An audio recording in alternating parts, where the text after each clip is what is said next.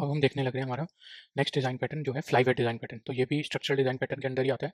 तो देखो ये फ्लाईवेट कब हम यूज़ करते हैं, जब हमें हमारे पास कई सारे ऑब्जेक्ट हों एक टाइप के और उनका ना कई पार्ट मतलब सेम हो। जैसे आप गेम खेलते हो, जैसे आपने छोटे-छोटे मारियो या कॉन्ट्रा खेली होगी, तो मारियो में जैसे कुछ स्ट्रक्चर है वो हर जगह सेम ही होंगे, है ना? तो उनकी डायमेंशन सेम होगी, कभी-कभी कलर भी सेम होगा। तो अगर आप उन सबका एक-एक इंस्टेंस मेमोरी में बना दो, तो वो कितनी मेमोरी लेंगे, है ना? उनका कुछ पार्ट सेम ही होगा। जैसे आप क्लाउड लेते हो, क्लाउड की शेप, कलर वगैरह सेम ही होगी, बस उनकी सिर्फ पोजीशन अलग होगी। जैसे एक क्लाउड के कोऑर्डिनेट 1,2 होंगे तो दूसरे के 100,200 होंगे, है ना?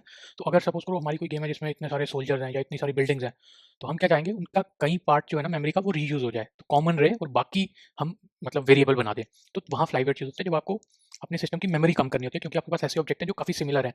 तो जो फ्लाईवेट नाम है ना वो भी यहीं से आया है। जैसे बॉक्सिंग में ना फ्लाईवेट सबसे लाइट कैटेगरी होती है, तो लाइट मतलब आपको मेमोरी लाइट करनी है, तो वहाँ से ये फ्लाईवेट नाम आया है। तो इसका हम गेम वाला एग्जांपल ही लेते हैं। तो सपोज़ करो आप कोई गेम बना रहे हो, है ना? उसमें डिफरेंट स्ट्रक्चर्स हैं ना, जैसे डोर है, बिल्डिंग्स है, तो आप कैसे उनको रीयूज़ कर फ्लाईवेट यूज़ करके मेमोरी रिड्यूस कर सकते हो, ठीक है? तो यहाँ पे पहले तो हमारा एक इंटरफेस है स्ट्रक्चर करके, ठीक है? स्ट्रक्चर में एक इंटरफेस में एक मेथड है प्लेस। प्लेस मतलब उसकी गेम में प्लेस कहाँ होगी? सपोज़ करो 2 डायमेंशनल गेम है, जैसे माइनस्वीपर होती है या जो कैंडी क्रश टाइप होती है वैसे।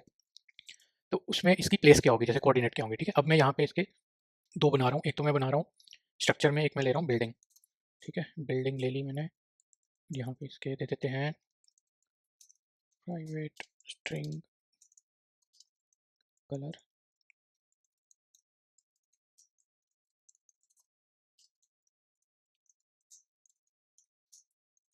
This dot color equals to color, ये मैंने एक बना दिया, ठीक है? तो इसके प्लेस में मैं ऐसे एक डमी सा मेथड लिख देता हूँ।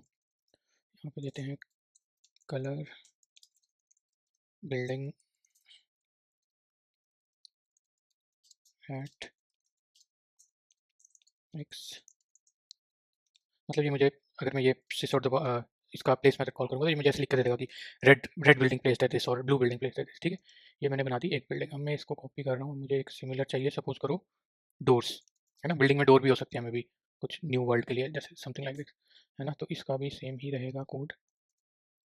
इसको नेक्स्ट लाइन पे कर देते हैं, तो इधर मैं कर देता हूँ डोर प्लेस्ड है, ठीक है? तो कंस्ट्रक्टर में ये कलर ले रहा है और प्लेस में एक्स वाई कोऑर्डिनेट ले रहा है, ठीक है? तो मेरे 2 स्ट्रक्चर होंगे, और भी स्ट्रक्चर हो सकते हैं, कोई ऑब्स्टेकल या फैक्ट्री या कुछ और, या हेल्थ आइकन ऐसे-ऐसे, है ना? तो अब मैं देखता हूँ, अब मैं यूज़ करूँगा फ्लाईवेट पैटर्न। अब सपोज़ करो मैं डेमो क्लास में जाता हूँ, तो अगर तुम्हें ये मेरे को सपोज़ करो 50,000 ऐसे स्ट्रक्चर और ट्री बनाने हैं, तो मुझे ये 50,000 क्रिएट करने पड़ेंगे, है ना? कलर दूँगा, फिर ये अलग मेमोरी लेंगे सारे, है ना? सपोज़ करो इसमें और भी कॉन्फ़िगरेशन है, तो वो अपनी अलग-अलग मेमोरी लेंगे। तो अब मैं क्या करूँगा, यहाँ पे एक जावा क्लास बना देता हूँ, स्ट्रक्चर फैक्ट्री, ठीक है? इसको मैं दे देता हूँ पहले प्राइवेट मैप कॉमा। तो इससे मैं क्या कर रहा हूँ, जो भी मैं स्ट्रक्चर बनाते जाऊँगा ना, वो मैं इस मैप में स्टोर करता जाऊँगा, ताकि अगर कोई फिर से रेफर हो तो यूज़ हो जाए। जैसे अगर मैं रेड डोर बनाऊँगा तो इस मैप में स्टोर कर दूँगा, ब्लू डोर बनाऊँगा तो इसमें स्टोर कर दूँगा। सपोज़ करो फिर से कोई किसी को ब्लू डोर चाहिए, तो मैं वही उठा के दे दूँगा उसे, है ना? क्योंकि एक्स वाई कोऑर्डिनेट तो वो बाद में चेंज कर सकते हैं हम प्लेस मेथड से। तो यहाँ पे मैं करता हूँ क्रिएटेड न्यू हैश मैप, यहाँ पे देते हैं पब्लिक स्ट्रक्चर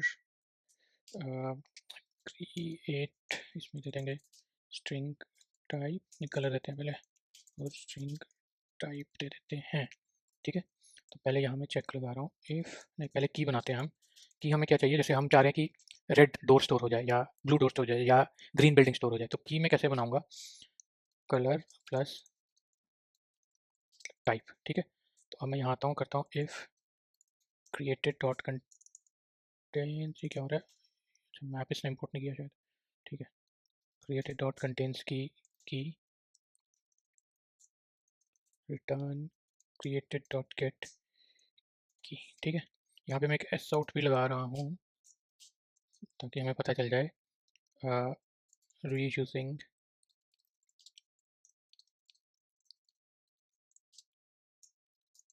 तो जब भी ये रीयूज होगा तो हमें पता चल जाएगा, ठीक है?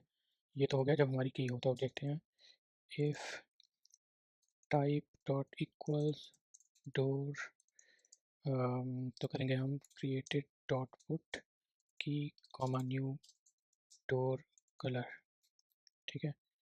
एल्स इफ डालना पड़ेगा हमें, type dot equals building created dot put की कॉमा न्यू बिल्डिंग कलर, ठीक है? अब एल्स में यहाँ पे हम डाल ही देते हैं throw new illegal type not supported, क्योंकि अभी हमारे पास सिर्फ डोर और बिल्डिंग ही है, ठीक है। तो यहाँ पे क्या हो गया, हाँ, तो यहाँ पे कर देते हैं रिटर्न क्या होगा, क्रिएटेड डॉट गेट की, ठीक है। तो ये हमारा सिंपल फ्लाईवेट पैटर्न बन गया इस क्लास से। हम जो जो भी बना रहे हैं कॉमन कॉन्फ़िगरेशन के ऑब्जेक्ट, वो सेव करते जा रहे हैं क्रिएटेड में। अगर कोई फिर से दोबारा उसे लेने आ रहा है तो हम रीयूज़ कर रहे हैं। तो इससे क्या होगा, हमारे जो सेम कॉन्फ़िगरेशन के ऑब्जेक्ट हैं वो एक ही रहेंगे पूरे सिस्टम में। अब डेमो पे आते हैं। यहाँ पे मैं देता हूँ स्ट्रक्चर बिल्ड देते हैं डोर 1 इक्वल्स टू, पहले मुझे फैक्ट्री भी चाहिए, ठीक है। तो यहाँ पे मैं देता हूँ factory dot create red door, ठीक है। इसमें कर देते हैं डोर 1 डॉट प्लेस, ठीक। अब मैं ये 2-3 और बना देता हूँ। इसको कर देते हैं डोर 2, इसको कर देते हैं ब्लू, ठीक है। ये क्या प्लेस में क्यों दे रहा है, अच्छा कोऑर्डिनेट देने पड़ेंगे 1,2 देते हैं 5,6, ठीक है। अब ये देखो आप, यहाँ पे डोर हमारा बन चुका है। अब मैं फिर से इससे ब्लू डोर मांगूंगा, है ना, क्योंकि मुझे कहीं और रखना चाहता हूँ मैं 10,50 पे रखना चाहता हूँ डोर। तो अब इस केस में क्या करेगा, ये बनाएगा, ये बनाएगा, फिर इसको रीयूज़ करेगा, ठीक है। अब देखते हैं रन करके। ये क्या, डोर 2 इज ऑलरेडी डिफाइन, अच्छा डोर 3 करना पड़ेगा इसको। और इसको भी डोर 3 कर देते हैं, थोड़ा सा इधर कर देते हैं। अब देखो, red door placed at 1 2, blue door placed at 5 6। फिर जब वो डोर 3 लेने गया उसने बोला री यूजिंग ब्लू डोर, है ना, ब्लू डोर प्लेस्ड एट 1050। तो सिमिलरली हम स्ट्रक्चर बिल्डिंग का भी देख लेते हैं। 1 equals to factory dot create green, ठीक है। इसका मैं प्लेस नहीं कर रहा, जस्ट वो बाद में कर लेंगे। और बिल्डिंग 2 भी मैं ग्रीन बिल्डिंग ही कर रहा हूँ। तो अब ये बोलेगा कि, ये फर्स्ट टाइम नहीं बोलेगा, सेकंड टाइम बोलेगा कि री यूजिंग ग्रीन बिल्डिंग, ठीक है। तो यहाँ पे प्लेस नहीं डाला था तो वो प्रिंट नहीं हुआ, तो प्रिंट भी कर देते हैं बिल्डिंग 1 डॉट प्लेस 100,101, ठीक है। अब देखो यहाँ पे इसको बिल्डिंग 2 प्लेस 150,150। तो देखो यहाँ पे ग्रीन बिल्डिंग इसने फर्स्ट प्लेस की, फिर जब सेकंड टाइम ग्रीन बिल्डिंग लेने गया तो उसने उसका जो सेव्ड इंस्टेंस था वहीं यूज़ किया। तो मेनली इसका यही है, आप मेमोरी रिड्यूस करने में आपका काम आ सकता है, यही इसका बेनिफिट है, ठीक है। और ये जनरली कहाँ यूज़ होता है, जैसे मैंने आपको बताया गेम में यूज़ होता है, ठीक है। गेम में यूज़ होता है, GUI लाइब्रेरीज में यूज़ होता है, जैसे जहाँ आपके बटन सेम होते हैं ना, ड्रॉप डाउन सेम होते हैं, ये सब चीज़ें सेम होती हैं। तो उन जगहों पर ये फ्लाईवेट पैटर्न बहुत यूज़ होता है, ठीक है। तो ये था हमारा फ्लाईवेट डिज़ाइन पैटर्न।